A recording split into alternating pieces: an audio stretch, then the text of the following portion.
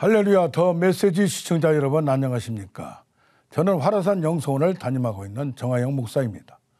믿음의 특성이라는 제목으로 함께 은혜를 나누도록 하겠습니다.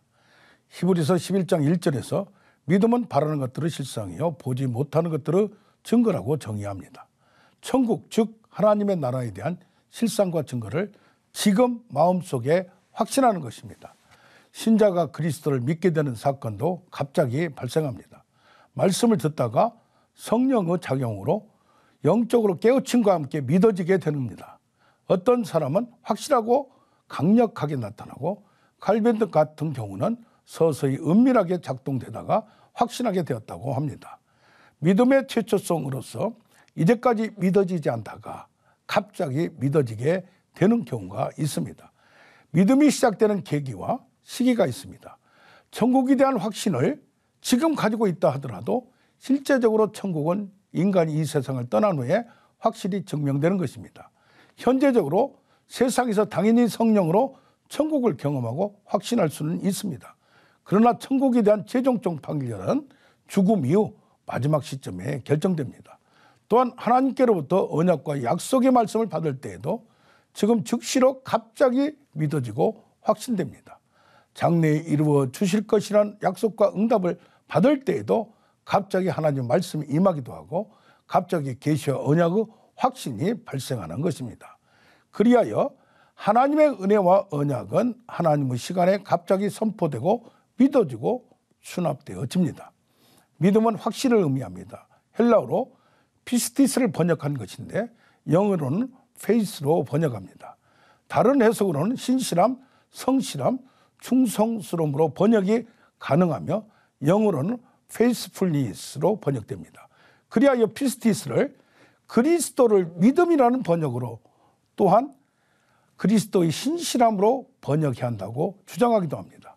수십 년 동안 피스티스에 대한 헬라어의 해석을 믿음이냐 신실함이냐에 대하여 수많은 논쟁이 진행되어 왔습니다. 히브리서 3장 14절에서 우리가 시작할 때 확실한 것을 끝까지 견고히 잡고 있으면 그리스도와 함께 참여하는 자가 되리라. 변화없이 흔들림 없이 의심 없이 끝까지 신실하게 견지한다는 것입니다. 성도의 견인이라는 교리가 있듯이 하나님께서 끝까지 지키신다는 것이죠. 그러나 인간편에서도 변질되지 않고 탈락되지 않아야 하는 것입니다.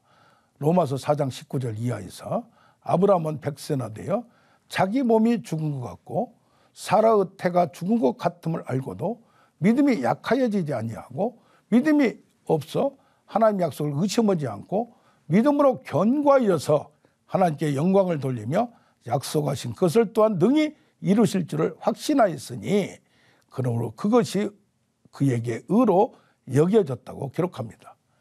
또한 창세기 15장 6절에서 아브라함도 하늘의 별을 보고 하나님의 약속을 받고 믿어서 의롭다고 인정을 받았습니다. 이것은 분명히 믿음의 최초성입니다. 하나님이 약속하시자마자 아멘 하고 받았고 믿었습니다. 믿음의 확신은 성령의 간섭으로 하나님의 존재와 말씀 언약이 지금 믿어지는 것입니다. 또한 신실함은 마지막 시점까지 변함없이 지속합니다. 믿음의 현재성이 매우 또한 중요합니다. 처음에 시작한 믿음이 중간에 변함없이 현재에도 항상 지속하여야 한다는 것입니다.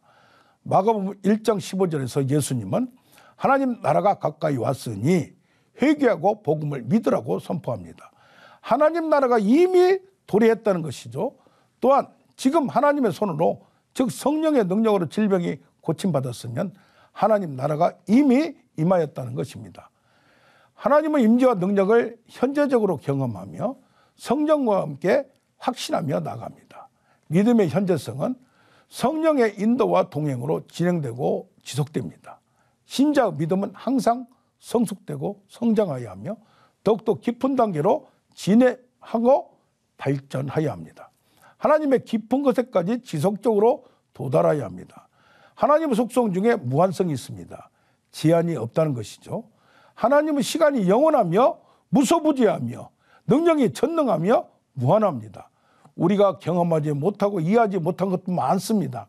하나님의 불가해성으로 하나님을 다 알 수가 없는 것입니다. 모세도 하나님을 대면하고 하나님의 영광을 보았다고 하나 극히 일부뿐입니다.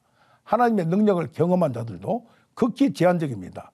야고보서 1장 6절에서 오직 믿음으로 구하고 의심하지 말라고 강조합니다. 의심하지 않고 무조건적으로 믿어야 되는 경우도 있습니다. 그러나 어떤 경우는 너무 고집적이며 맹신적인 경우가 있습니다. 비뚤어져 있습니다. 그리하여 성령이 주시는 믿음을 받으려고 해야 하는 것입니다. 믿음의 이유와 근거가 있어야 합니다. 말씀에 대한 올바른 해석과 이해에 근거하여 영적인 계시와 지혜가 있어야 합니다. 말씀을 혼잡하게 하지 아니하고 양심에 화인맞지 아니어야 합니다. 순전한 마음으로 받아서 순수성을 간직하여야 합니다. 디모데전서 1장 19절에서 믿음과 착한 양심을 가져라. 어떤 이들은 양심을 버렸고 믿음이 파산하였다고 경고합니다. 더 메시지 정화영 목사였습니다. 감사합니다.